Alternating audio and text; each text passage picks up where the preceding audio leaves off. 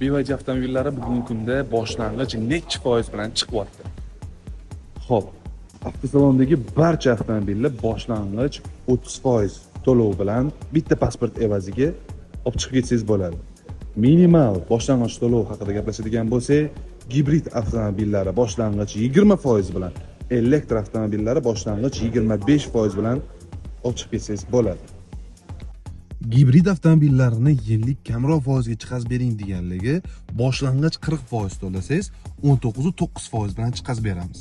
Agar boshlang'ich to'lovni 50% bilan amalga oshirsangiz, sizga 18.9% ga chiqazib beramiz. Elektr avtomobillariga keladigan bo'lsak, boshlang'ich 40% to'lovini amalga oshiradigan bo'lsangiz 22.9% ga chiqazib beramiz. Agar boshlang'ich to'lovni 50% ni amalga oshirsangiz 21.9% ga chiqazib beramiz.